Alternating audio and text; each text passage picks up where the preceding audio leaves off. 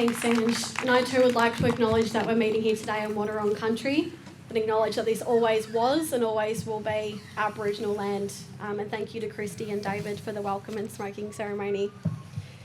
So as Ange has said, unfortunately I've been advised by the City of Geelong administration that I can't speak to you today as an incumbent councillor. And this is in case the issue of the proposed waste-to-energy incinerator for Lara comes before council, even though as councillors and as residents we've been advised time and again that this is an issue for state government planning and council has no power to approve or not approve the proposal. Regardless, I wanted to be here today and I wanted to speak to you with my Corio resident hat on as a local mum and as someone hoping to represent my community for another 4 years on local council.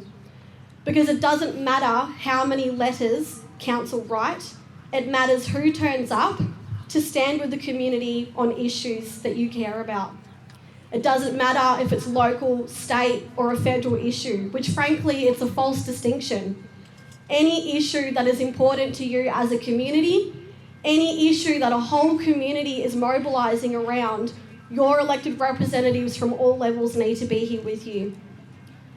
For those of you here or involved in the campaign or perhaps have come out campaigning on something for the first time in your lives, I want to stress that when it comes to the decision making, the permit approvals, the businesses proposing projects like the Lara waste-to-energy incinerator, we're not working within the realm of facts and logic.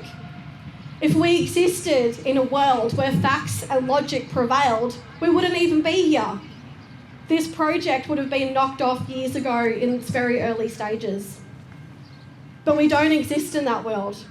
Our reality is the movie Don't Look Up. The one where you talk about the impending disaster in the room and people look at you like you're floridly psychotic. Imagine your neighbour's house on fire and you burst in there to warn them and they're sitting at the kitchen table with their feet up, holding a lump of coal, smoking a cigar, and you point out that their house is on fire and they say, I think you'll find it's just unseasonably warm. These are the people that we're dealing with. We live in a reality where once again the Intergovernmental Panel on Climate Change, or the IPCC, reported the hottest day on record in July, where global average temperatures over the last 12 months exceeded 1.5 degrees warming.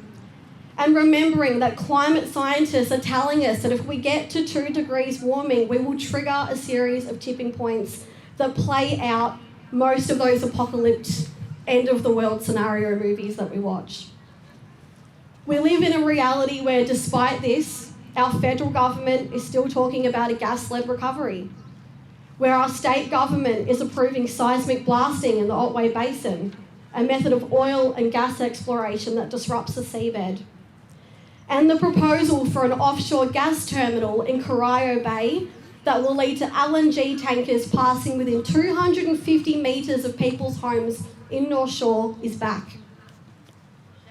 So if facts and logic aren't going to prevail, what will?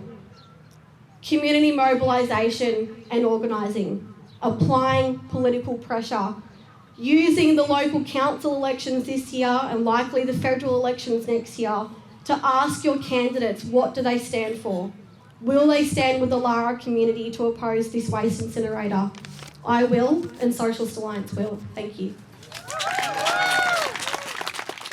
Join us as we say, no incinerator for Geelong.